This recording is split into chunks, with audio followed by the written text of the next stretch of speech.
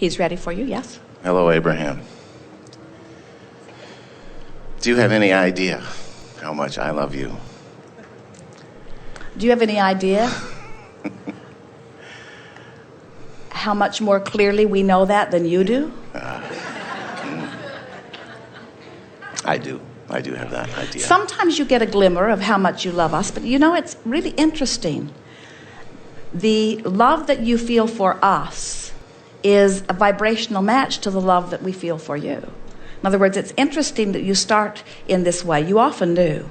But it's interesting that you do it right here on this brink of what we're wanting to bring you all around to, because we want you to know that the love that you think is yours, that you're feeling, is only the love that we're feeling, that you found vibrational alignment with. Yes. So when you say, Abraham, I really, really love you, what you're saying is, Abraham, somehow, somewhere, I got vibrationally up to speed with you, and in my alignment with you, I now feel the love that you are. Well, I and don't we know say, there's plenty to go around, isn't there? Whatever I did right to be before you, I love myself for that. You began this seminar with giving us a choice, whether we want to talk about our miscreations or lack, or to take thought beyond. Well, I would like to take thought beyond.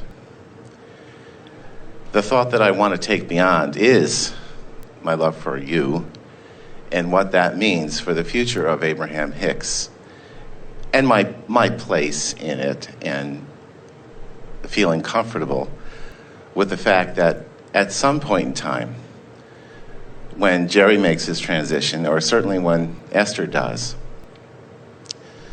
that a divine spark of this movement, of this teaching, this flowing, will end. And I know that there will be so much in the archives, but the living, breathing spark that exists will not ever exist again.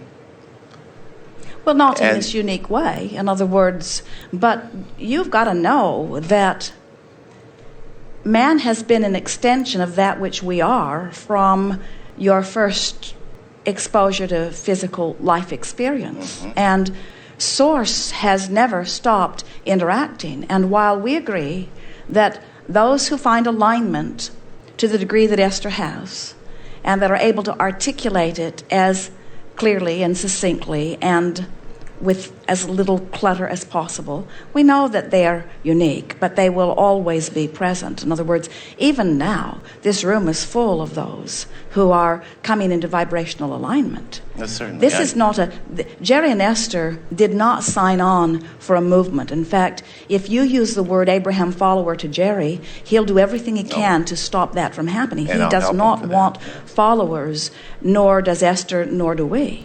No question. What we are all about, from the first word that Esther has translated for us, is igniting in you your connection with that which we are. And you've done that to perfection.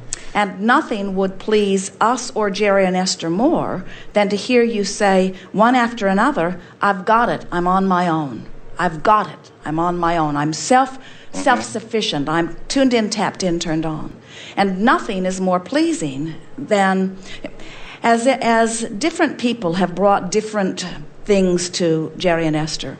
Some from religious science church, some from unity churches. Actually, we say from literally every church that exists on the earth, there are points of compatibility with that which is happening here. But sometimes people will bring something like that, and they will say, we are trying to hold this, we're trying to hold it in its purity, and we say, then it is dead. We're trying to take these precepts that have been laid out by those who have figured it out, by the Esther of that religion, by the root of that religion, by the Christ, by the Buddha, by the Muhammad, by the whoever it is. We've tried to take what they have written and we've tried to hold it steady and true. And we say, then it must die, because nothing can stand still. Everything must evolve. And this leading edge environment that you are upon is continually evolving. nothing thrills Jerry or Esther or Abraham more than for someone to take the basis of what they are living and learning here and apply it through their own guidance system, and then reach for something that has never even been discussed in a forum like this under the title of Abraham Hicks, and to go far beyond. In other words, this is not the end of anything. There have been teachers before us, and there will be teachers after us in this way. This is just one of the steps along the way. Please do not try to make it more than that. Okay, I understand that. I really do. And what we have here is as unique as a fingerprint. There will not be another like it. And what I want to raise appreciation for and knowing is that there is not another being on the planet that appears as love to me better than Abraham Hicks. And that this, like a stone thrown into a pond, radiates out further and further for generations. And whatever it takes to take this beautiful expression, expressing the creative force that goes through Esther as you are, whatever it takes to amplify that, to bring that forth, I would want assurance that happens in some way, the most efficient way possible. Well, we have to give you assurance that will happen, because man continues to ask and source continues to answer, and there will always continue to be those who come into vibrational alignment. But do you not see that what continues to happen when someone seeks to preserve something is that it becomes the reason for the battle? More people die in the name of preserving the truth of their only religion, and we are expressing the opposite of that. We want to hear you say, Abraham, I think I'm getting the hang of this, and now I'm going to do my best to express it in my unique way. We would far rather hear that from you than, Abraham, no one has ever said it so purely, and how can we preserve these words? And we say, put them in a can, bury them in the ground, and then fight over them 2,000 years later and use them as your excuse to kill a whole bunch of people. That's not what this is about. This is about self-empowerment, you see. And so we said to Jerry and Esther, they began recording. They've recorded every word that has ever come through Esther on our behalf. Every word, or nearly so. They did a radio show with Hay House the other day, and it was not recorded, and Esther was stunned. Oh, lost Abraham words out there in the universe. In other words, and we've teased them for a very long time. We say, you'd need another lifetime to listen to the recordings. In other words, they cannot possibly, no one could possibly keep up. Some try, gluttons that they are. But you could not possibly keep up with it. And so we want you, and we can feel, we understand your intent. In other words, we know that when you have, for whatever reason, been away from the clarity that causes your alignment, when you find it, you want to preserve it. But we want to say to you that there will always be those who will make their way to alignment. And we also want to say we are not the only path to alignment. And we also want to say that the path that Esther provides, the channel, the open vortex that Esther provides, is just the beginning of many, many, many, many more. More and more of you, even as you are listening in an environment like this, are coming to understand that you have as much access to this information as Esther, and you are expressing it through your process, Absolutely. You see. Esther's discomfort, and some of this you may be getting a little bit from Esther's discomfort. It is annoying to Esther to have someone listen to the recordings and then write a book from the recordings and then conveniently leave Esther and Abraham and Jerry out of the equation. That is annoying. It's also annoying to see a book that is written that is full of the terminology that Esther has found over 20 years of honing to find expression for, and then have them quote Gandhi and a bunch of dead people who never said those words, while they are leaving Abraham out, who did say those words. But each time she feels that discord within her, she knows that that discord is keeping her away from what she knows to be. In other words, she knows that she cannot be annoyed at them no matter what they're doing and be in alignment. And then she realizes that when she finds the vibration of Abraham, when she becomes a vibrational match to that which is source energy, it doesn't matter how anyone hears. Self-empowerment is the message that we all speak. And wouldn't you just love it? Won't it be an extraordinary environment when so many more people who surround you are feeling worthy rather than unworthy? Won't it be a wonderful world when the majority of people who surround you look at you and don't feel insignificant, but see their significance reflected back in you? Don't you just want everybody to know how good they are, you see? I do. And so, to bring this to the place beyond, the thought beyond that I come forth this afternoon to speak to, all of the great things of the world, this ship is a good example, the Hoover Dam, all great technology were taught in schools and go on to create more and better and beyond. And I don't see the work of Abraham Hicks any less significant than that.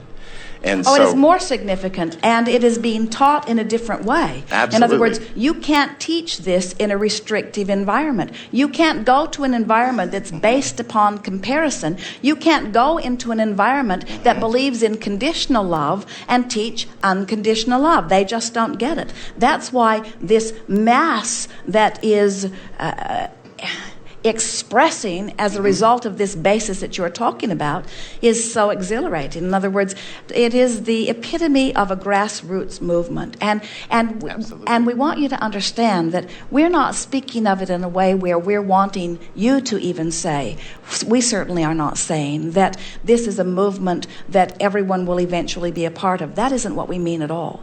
What we mean is that the laws of the universe are established in such a way that individual life experience is selfishly oriented, and every perspective emphatically cares about how it feels.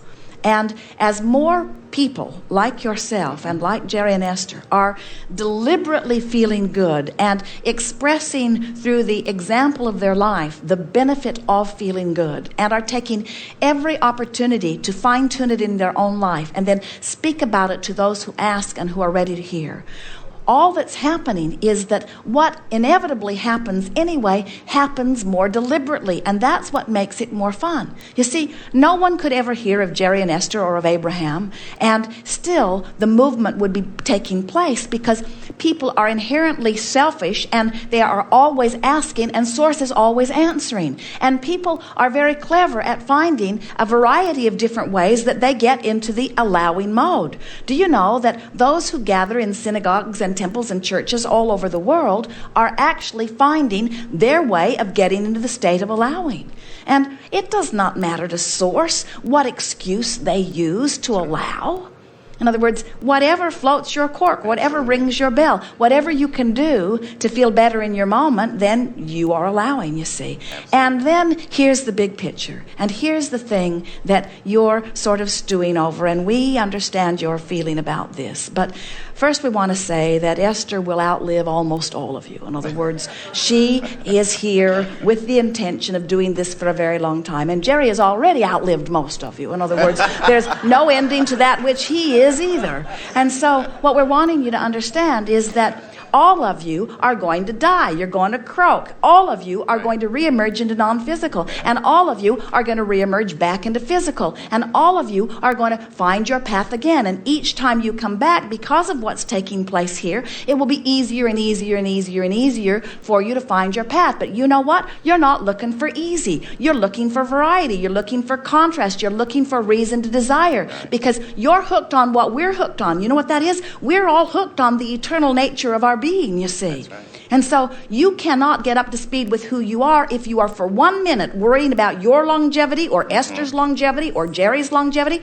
because that's not a vibrational match. You are eternal. There is no reason to worry about longevity. And we're not going anywhere. We're just getting bigger and louder, you see, and easier to find and easier to hear. And the nucleus of your planet is becoming more and more receptive to this. In other words, these are the best of times. Jerry and Esther could walk the plank tomorrow, and as far as any of you would be concerned, not another word would be uttered through this format, and it would not matter at all. Not because the archives have been preserved, but because the word is out.